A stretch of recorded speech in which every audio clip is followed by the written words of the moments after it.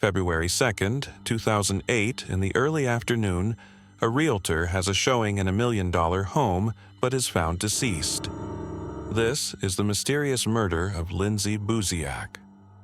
Lindsay Buzailk, a 24-year-old realtor in Saanich, British Columbia, was heading to show a $1 million property to a mysterious new client.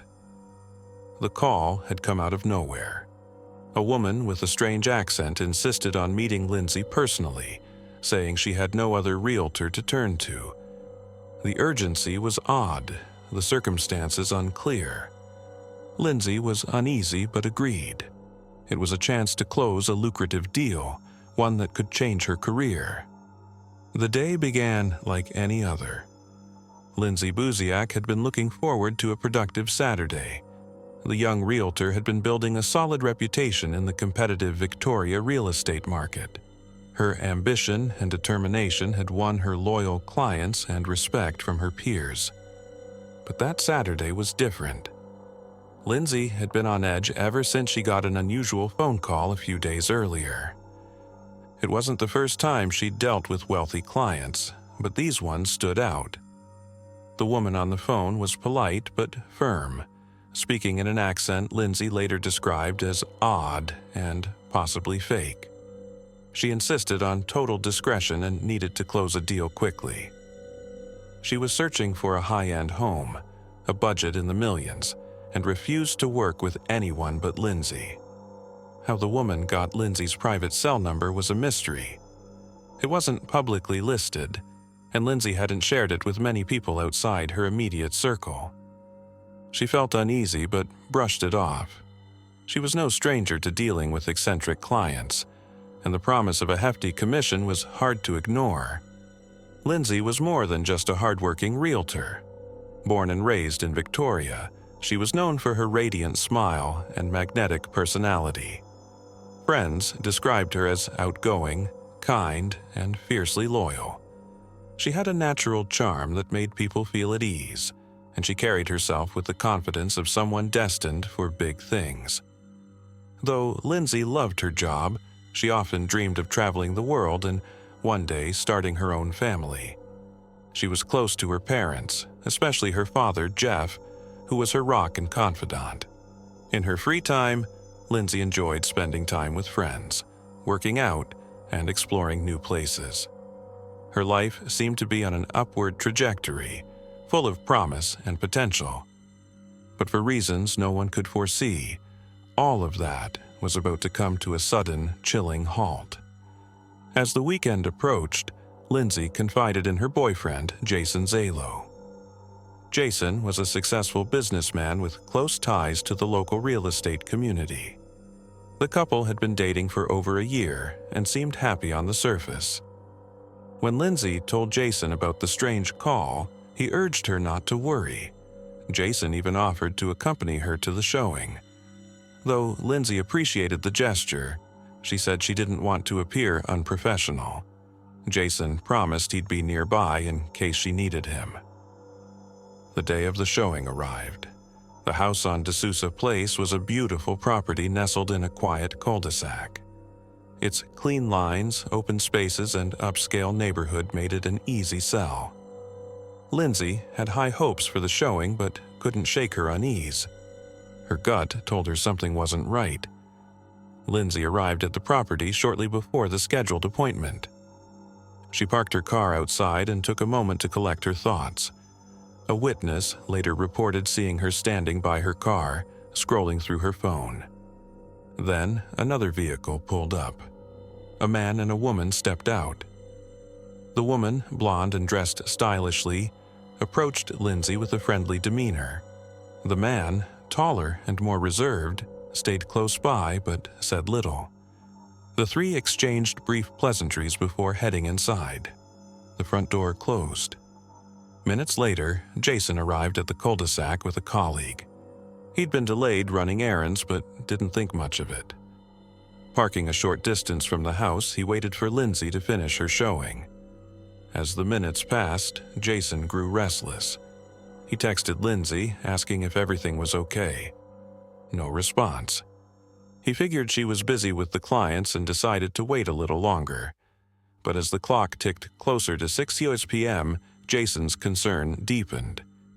He approached the house and knocked on the door. No answer. Through the glass, he could see Lindsay's shoes neatly placed in the entryway, but the house was eerily quiet. Jason called 911.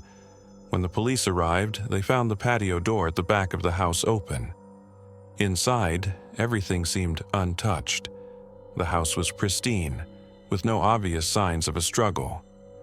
But Lindsay was nowhere to be found. Investigators immediately began piecing together the events of that evening. They spoke to neighbors, scoured the area for clues, and questioned Jason and his colleague. Jason's alibi checked out.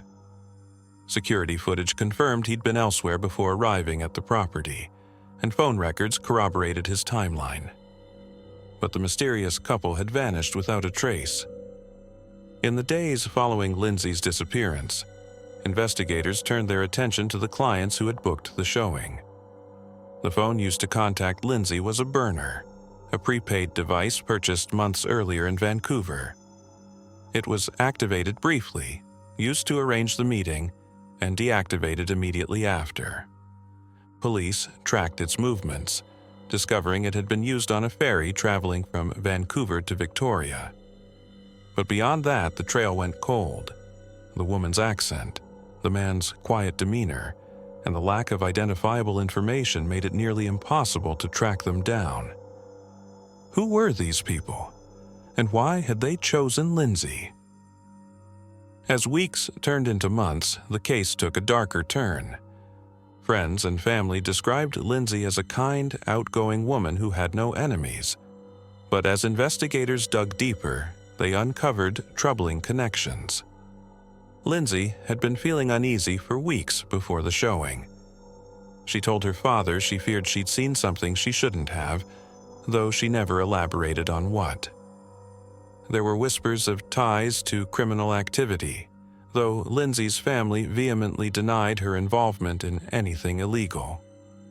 One theory suggested she'd been targeted because someone thought she was a police informant, but police found no evidence to support this claim. Over time, bizarre incidents kept the case in the public eye. Months after Lindsay's disappearance, her best friend Nikki received a strange phone call late at night. The voice on the other end sounded eerily similar to the woman who had contacted Lindsay. The call was traced to a phone linked to Jason's mother, Shirley Zalo. Shirley denied any involvement, claiming it was a coincidence. Rumors began to swirl. Was there a deeper connection between the Zalo family and Lindsay's mysterious clients? Or was this a cruel prank designed to mislead investigators?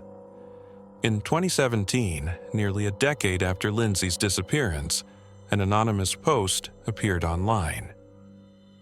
"I killed Lindsay," it read, "and stupid cops will never prove it."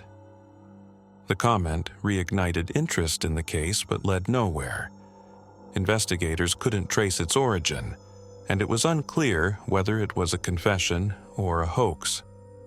Today, Lindsay Buzailk's disappearance remains one of Canada's most haunting mysteries. Her father, Jeff Buzailk, continues to fight for answers. Each year, he organizes a memorial walk in Lindsay's honor, refusing to let her story fade from public memory. The quiet cul-de-sac on D'Souza Place may have moved on, but for those who knew and loved Lindsay, the scars remain. Who were the mysterious clients? What really happened inside that house? And why did Lindsay become their target? The questions linger, unanswered. What do you think happened to Lindsay Buzailk? Could the mysterious couple still be out there hiding in plain sight? Let us know your theories in the comments.